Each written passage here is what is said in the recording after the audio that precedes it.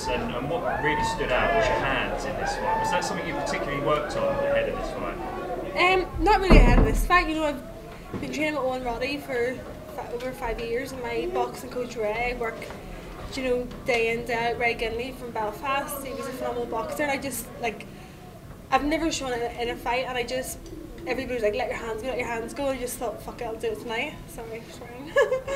And it seemed the only time you was really in trouble was on the ground, where she got hold of your arm. I think it was in the first round, and then she tried again in the second round. Was it close? Was it close to? It's never close until it's on, you know. And I knew she was going to be fast, jumping on submissions. But you know, I've done years and years and years of grappling groundwork, and I don't think I'll ever tap. But yeah, it was tough. I knew it was on, and I was trying to be patient and not get into a bad position and let her roll, which she did, and then I got out. So she stuck to the game plan basically. Yeah. Who, me? Yeah. We didn't really have a game plan going in because I felt I was going to be dominant in most areas, and my coaches, all they kept saying was believe in yourself, believe in yourself. Like, I struggle so badly with nerves, like so badly, and every fight I'm like, why am I doing this? When I'm backstage I'm like, I forgot how nervous, and it's really, really hard to control that. But I feel like I'm so used to these big stages, these big occasions so early in my career that my first kind of 5 fights I wasn't really showing what I can do, and I'm just like, it's like I always say, like I'm learning on the job. I'm just trying to improve with every fight. So Leah, with being already ranked 5th in Bellator and another win under your belt now, which sort of opponents do you start to look towards now that you're up with the Katsanganus, you're going to be competing with those sorts of people soon? So who's your next opponent in your mind? I don't look at anybody. I just say yeah to whoever Jude or Mike texts me. They'll agree. I don't care, just as long as I get a fight. Hopefully they'll put me in Dublin in 4 weeks. I'm gonna. You think you could do that, really? Yeah, I'm not hurt. I'm just a bit of a sore lip, but I could definitely fight in 4 weeks in Dublin. And were you happy with your performance? How would you assess it overall? Yeah, I was happy. I was able to bring out my striking and my stand-up, and just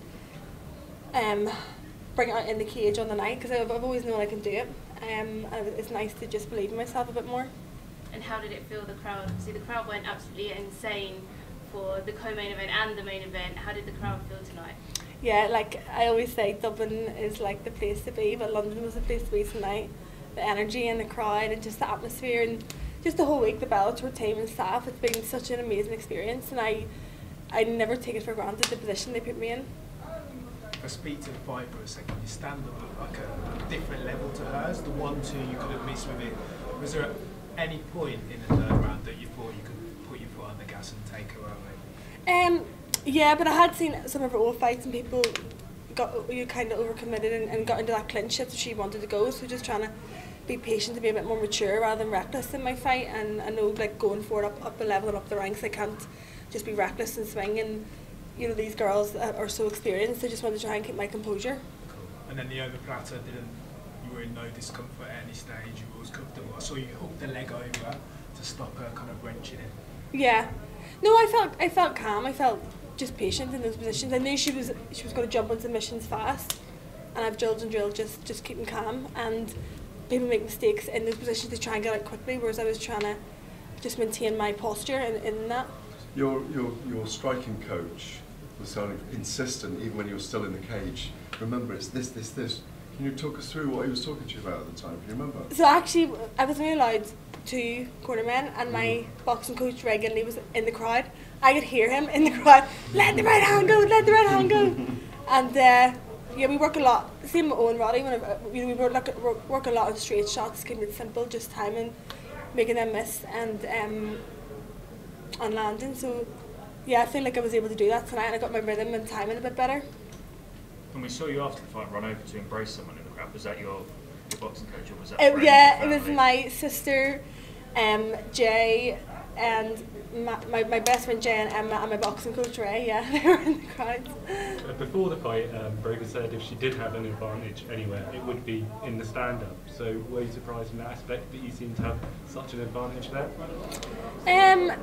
Not really. Like watching her fights nothing was very technical or clinical. It was quite wild shot swinging, and yeah, I just felt like I was one step ahead, like I said I was going to be. Where's the little one watching? Isabella, she's actually in London, so Oh, wow. my sister, my mum and Isabella flew over tonight, and tomorrow we're going to go out in London and see a show. But So- wasn't watching live. No, she doesn't watch it. What are you going to see? Do you know yet? Or not? What? What show are you The going to Prince see? of Egypt, I think, is out in the West End.